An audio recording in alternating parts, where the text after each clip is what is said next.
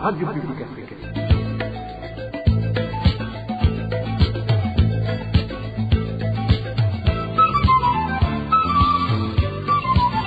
Radio Publique Africaine.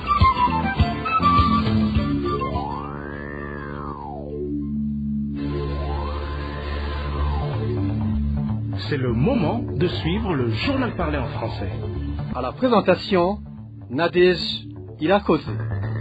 Merci d'avoir choisi la radio publique africaine. Bonjour ou bonsoir, chers auditeurs. Bienvenue au journal du 23 février 2025, dont voici les titres.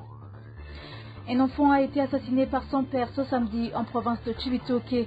Cet enfant a été victime d'avoir cassé le pare-brise de la voiture de son père.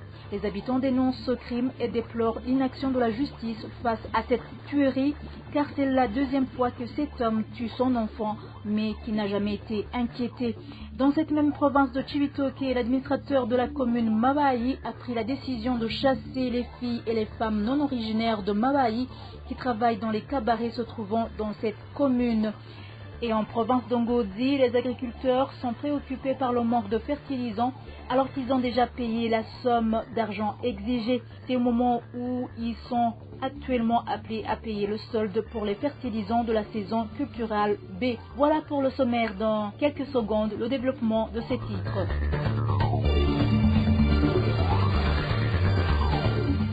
Encore une fois, bienvenue. Débutons ce journal par la page Droits de l'homme. En province de Cibitoke, un homme a tué son fils à coups de barre de fer sur la tête. C'était ce samedi. Le jeune enfant est victime d'avoir cassé le pare-brise de la voiture de son père. Le voisinage est frustré de voir que malgré que c'est son deuxième enfant qu'il tue, cet homme n'a jamais été traduit devant la justice. Les détails avec Innocent Valentin Singirangabo. Jean-Paul Akizimana d'Indondo est un commerçant qui a investi dans le commerce de l'or en province de Cibitoke. Il habite le quartier Cibitoke, zone Cibitoke, en commune Rugombo de la province de Cibitoke. Il est connu pour sa richesse, mais aussi tristement connu pour des actes ignobles qu'il ne cesse de commettre contre la population. C'est donc lui l'auteur de meurtres contre son propre enfant. Un jeune homme de 15 ans qui était élève en 7e année. Il l'a tué d'un coup de barre de fer sur la tête. Ce jeune homme a connu ce châtiment parce que le pare-brise du véhicule de son père a été cassé. Selon des sources sur place, ce n'était même pas lui l'auteur de cette casse, alors qu'en compagnie de son grand frère, il lavait le véhicule de leur père. Vers la fin, le grand frère a pris la clé de contact et est entré dans le véhicule et a démarré. Directement, il cognait le véhicule contre le mur de la clôture. Le père a donc puni le garçon qui l'a rencontré en premier. La population locale craint que Jean-Paul Akizimana d'Indondo ne soit pas poursuivi par la justice.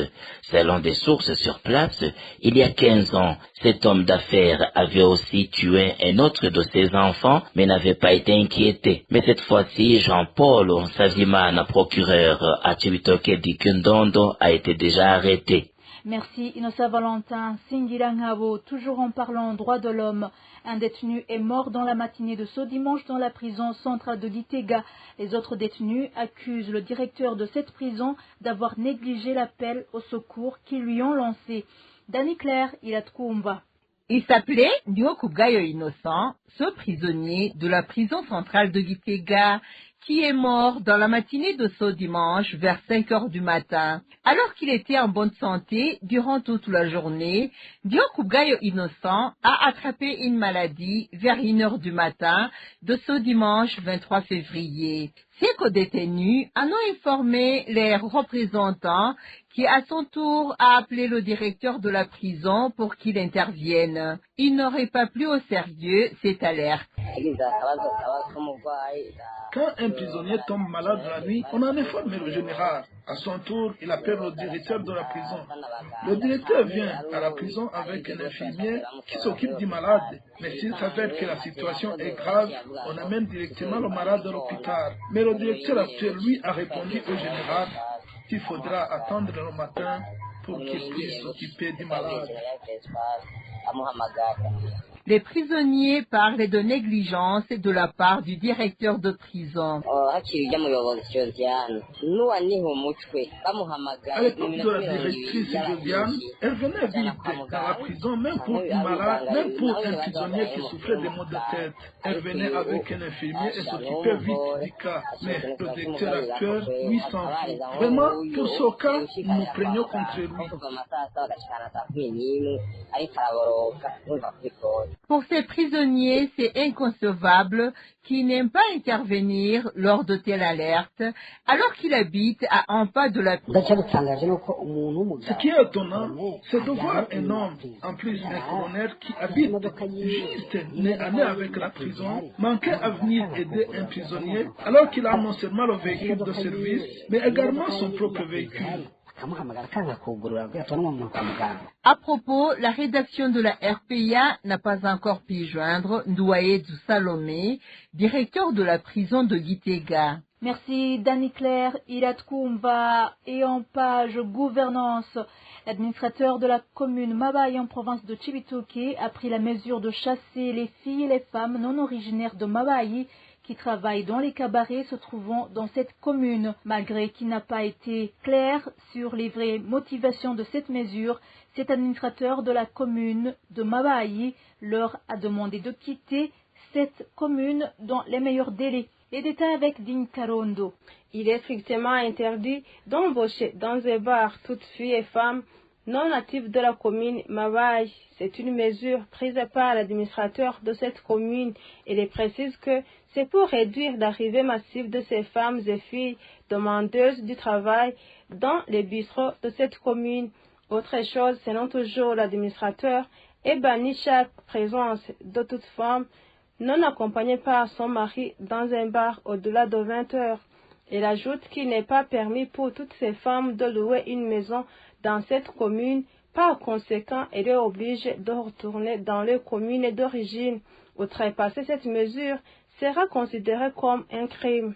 Concernant toutes ces mesures, l'administrateur de la commune Mabaye explique qu'elles ont été imposées dans le but de renforcer la sécurité et que le non-respect sera sanctionné. L'administrateur Janine Izomorera s'est référé sur la loi organique numéro 1/04 du 19 février 2020 portant modification de certaines dispositions de la loi numéro 1/33 du 28 novembre 2014 portant organisation de l'administration communale. Merci à toi Digne Karondo. Après une courte pause, c'est la page économie. RPA. À présent, page économie, persistance de la crise de carburant en mairie de Bujumbura. Les conséquences de cette crise pèsent sur la vie quotidienne des citoyens, surtout celle de la population à moyens limités. Cependant, les policiers, eux, profitent de cette situation pour rançonner la population. Le point avec Emmanuel Ndaïchimiye.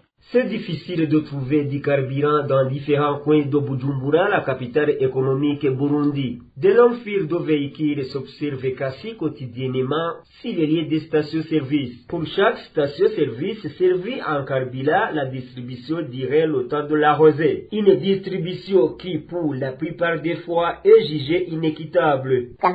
Il y a des changements. La situation là où le carburant est disponible, il s'observe beaucoup de véhicules qui font la queue. La distribution dirait toutefois à l'absence de 4 heures si longue file d'attente entre services. Les habitants indiquent que le carburant n'est pas distribué de façon équitable. Comme conséquence de ce manque de carburant, plus d'un parmi les citadins se retrouvent de temps en temps avec des perturbations des activités. Il arrive même qu'ils s'absentent au travail.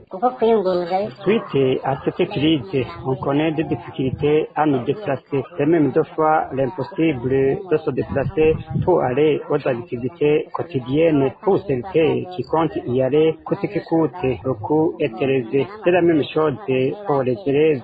Ces derniers cas nombreux préfèrent y aller à pied. Mais le problème est qu'ils arrivent tardivement Actuellement, les taux d'absence sont aussi élevés. Pour les habitants de Bujumbura, si pour les autres cette crise de carburant cause beaucoup de manque à gagner, ce n'est pas le cas pour les policiers. Ils profitent eux de cette situation. Les policiers profitent du désordre. Ils rançonnent déjà chercher du carburant et laissent s'approvisionner directement le carburant au détriment de ceux qui font la quai. Vraiment, ce désordre fait que nombreux parmi ceux qui font la quai rentrent bredouilles. Les habitants de la capitale économique Bujumbura demandent au gouvernement de régler ce problème de manque de carburant. Si les problèmes vont de plus en plus s'accumuler. Merci Emmanuel Ndaïchimiye. À ce propos, le parti APDR se dit préoccupé par cette crise de carburant qui ne fait que perdurer au Burundi. Gabriel Banzawi Tonde, le président de ce parti politique, trouve que toutes les tentatives d'apporter une solution à ce problème ont échoué. Il demande au gouvernement de réunir des experts qui pourraient aider à inventorier les dégâts jusqu'ici causés par cette crise et chercher à adopter de nouvelles stratégies pour s'en sortir. Je vous propose d'écouter Gabriel Banzawi Tonde, le président du parti APDR. Le parti APDR est préoccupé de la pénurie exagérée du carburant ainsi que ses conséquences. Vous voyez qu'aujourd'hui, c'est très difficile de se déplacer. Les gens passent beaucoup de journées en file pour attendre le carburant, mais aussi les produits de première nécessité, mais tous les produits sont revenus à la hausse à cause de quoi? Du manque de carburant. Vous entendrez bel et bien que les conséquences sont énormes. Et aussi, ce qui nous préoccupe le parti APD est que les dirigeants disent que cette question sera vidée après avoir vu l'augmentation de la production. Et si on analyse bien, vous savez que même à l'Assemblée nationale, on a constaté que la production des produits exportateurs commence à baisser au lieu d'augmenter.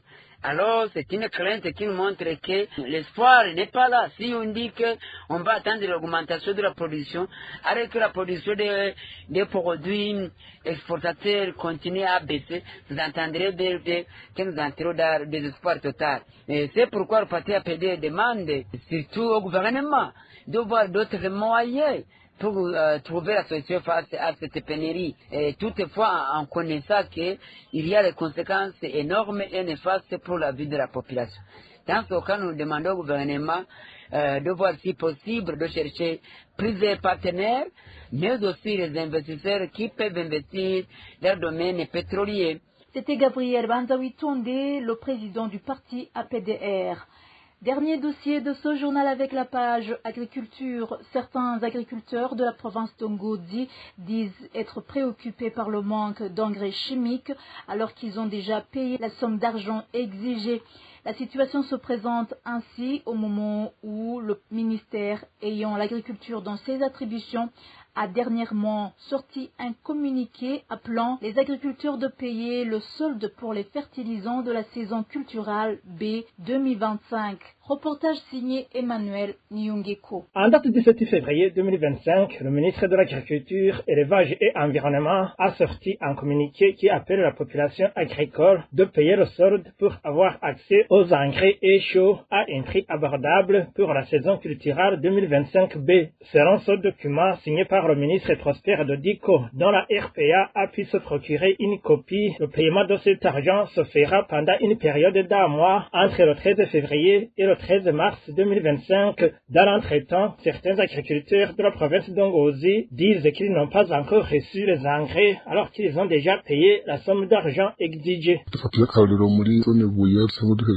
Si nous prenons l'exemple de la zone Vouillé où nous sommes, nous avions payé pour les engrais, nous les avons attendus, mais on a fait une livraison la semaine dernière, mais c'était une petite quantité. Celui qui possède 5 jetos a reçu des fertilisants fertilisants pour un seul ghetto. Vendredi, nous avons fait la quai, croyant qu'on allait être approvisionné, mais sans succès, dans toutes les communes d'Ongozi. Il n'y a pas d'engrais, nous gardons les ghettos dans la maison, alors qu'on a dépassé la période d'ostomie. Maintenant, ceux qui n'étaient pas en ordre sont en train de payer. Il y en a aussi ceux qui ont peur, Ariga, qui vont se ravitailler au marché noir pour pouvoir planter. Ce qui est étonnant, c'est que, produisement, les engrais sont disponibles et le kilo s'achète entre 3000 et 3500 francs. Ces agriculteurs ajoutent que le retard enregistré dans la distribution de ces fertilisants va se répercuter sur la récolte. La première conséquence est que nous allons semer tardivement et si nous semons avec retard au cours de cette saison qui mène vers l'été, les semences n'auront pas assez de fruits et par conséquent, la récolte ne sera pas bonne. Nous allons perdre des semences alors que nous avons même engagé beaucoup de travailleurs pendant le labour. À ce propos, la rédaction de la RPA n'a pas pu joindre Émile Kubguimana, directeur du bureau provincial de l'agriculture, élevage et environnement à Ngozi, pour recueillir sa réaction. Merci Emmanuel Niyungeko. Et voilà, chers auditeurs, c'est ici que nous mettons un point final au journal de ce dimanche 23 février 2025. Merci de nous avoir suivis. Merci également à tous mes collègues pour le travail accompli. Bonne soirée à tous.